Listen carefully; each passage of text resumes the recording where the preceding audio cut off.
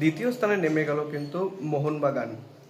গতকাল আবারও মোহামেডান ফ্যানদের কিন্তু থেকে আমরা পেলাম অসভ্য আচরণ। রবসন রবিনো কি তাহলে ইস্ট বেঙ্গলেই আসছেন?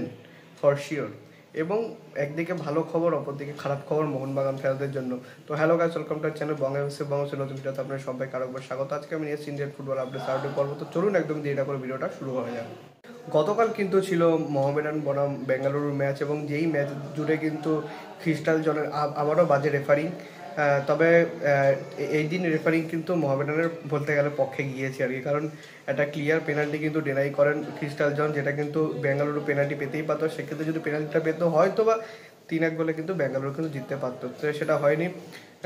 মোহামেডান কিন্তু প্রথমে গোল করে এগিয়ে গেলেও কিন্তু পরে কিন্তু ক্যাপ্টেন সুনীল ছেত্রী তিনি কিন্তু দুটো গোল করে তিনি কিন্তু জিতিয়ে দেন, একটা পেনাল্টি থেকে এবং ওভারটা ওপেন প্লে থেকে গোল করে জিতিয়ে দেন। কিন্তু সেখানে মানে গতকাল কিন্তু আবারও কিশোর ভারতী ক্রীড়াঙ্গনে আমরা দেখতে পেলাম মোহামেডান ফ্যানদের কিন্তু আচরণ। তারা কিন্তু আবারও কিন্তু বোতল ছোড়াছুড়ি করেছিল মাঠে, যেটা কিন্তু বারবার কিন্তু এটা ইঙ্গিত করছে, সেটা হচ্ছে মোহামেডান ফ্যানদের কিন্তু একটু নিজেদেরকে কন্ট্রোলে রাখা উচিত। গতকাল কিন্তু বেঙ্গালুরু জয়লাভ করলো, যার ফলে কিন্তু বেঙ্গালুরু কিন্তু সেম পয়েন্ট নিয়ে এবং সেম গোল ডিফারেন্স নিয়ে কিন্তু তারা লিগ টেবিলের শীর্ষস্থানে উঠে গেল, এবং মোহনবাগান কিন্তু নেমে এলো কিন্তু সেকেন্ড পজিশনে।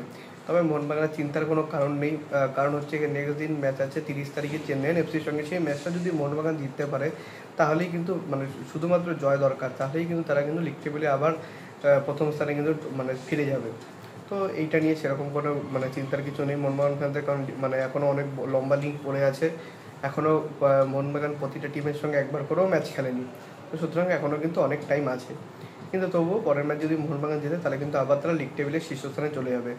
আর আরেকটা মোহনবাগান ফ্যানদের জন্য ভালো খবর, সেটা হলো আশিস রায়, তাদের কিন্তু মেন রাইট ব্যাক, তিনি কিন্তু ইনজুরিটা কাটিয়েছেন, এবং গতকাল তাকে কিন্তু মাঠে চুটিয়ে প্র্যাকটিস করতে দেখা গিয়েছে, যার ফলে তার ইনজুরি তিনি কিন্তু ফ্রি। বাট ম্যাচ ফিটনেস তার কতটা আছে সেটা নিয়ে কিন্তু একটা সংশয় থেকে যায়। হয়তো বা নেক্সট ম্যাচে তিনি ফার্স্ট 11-এ থাকবেন না, হয়তো বা ডাগ আউটে থাকবেন, অথবা যদি মলিনা তাকে নিয়ে রিস্ক না নিতে চান তাহলে সেক্ষেত্রে হয়তো তাকে প্রথম একাদশেই প্রথম যে তাদের ম্যাচ ডে স্কোয়াড তাতেই হয়তো তাকে না রাখতে পারেন। তবে দীপেন্দু আগের দিন খুব একটা খারাপ খেলেন, তো সেক্ষেত্রে হয়তো যদি দীপেন্দুকে নেক্সট ম্যাচও নামানো হয় তাহলে সেটা কিন্তু অবাক হওয়ার কোনো ব্যাপার থাকবে না। তো মোহনবাগান ফ্যান্সরা আপনারা কি মনে করেন আমাকে অবশ্যই কমেন্টে জানাবেন।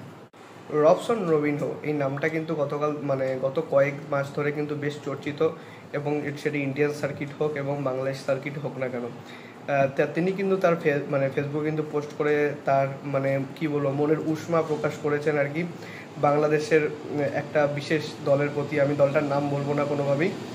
তো সেই দলের তার 8 মাসের কিন্তু বেতন কিন্তু বাকি আছে। সেই 8 মাসের বেতন বাকি থাকার জন্য তিনি কিন্তু আর কন্ট্রাক্টে সাইন করেননি তাদের, যে কারণে তিনি কিন্তু বাংলাদেশ আর কোনোভাবেই কিন্তু ফিরে যেতে চান না। যার ফলে একটা জিনিস কিন্তু ক্লিয়ার, তিনি কিন্তু মোস্ট প্রবাবলি আইএসএলে হয়তো আসতে পারেন, এবং আইএসএলে তার আসা তার পুরনো কোচ অস্কার ব্রুজন তার আন্ডারেই হয়তো আসতে পারেন, এবং সেটা ইস্ট বেঙ্গল ক্লাবে। তো দেখুন, এখনও অবধি কিন্তু পুরোপুরি ঠিকভাবে বলা যাচ্ছে না যে তিনি ইস্ট বেঙ্গলে আসবেন কি না। তবে জানুয়ারির আজ পর্যন্ত তারা কিন্তু ইস্ট বেঙ্গলে আসার সম্ভাবনা প্রবল, কারণ অন্যান্য আইএসএল দলের কিন্তু সেভাবে কোনো চাহিদা নেই একজন লেফট উইঙ্গারের।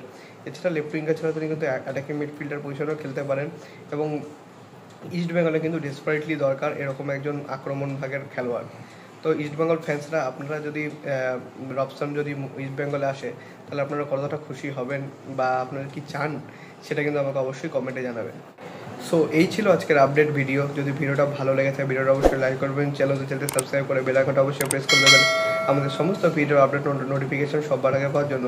এছাড়া আপনারা আমাদের সোশ্যাল মিডিয়া হ্যান্ডেল ফলো করতে পারেন, লিঙ্ক ডিসক্রিপশনে ফার্স্ট কমেন্টে দিয়ে রাখবো। সব মেক শিওর মাস ফলো দেন, ছোটোখাটো কিছু আপডেট দেওয়ার চেষ্টা করি। আর দেখা হচ্ছে পরে ভিডিওতে। আপাতত bye bye, glory glory man United.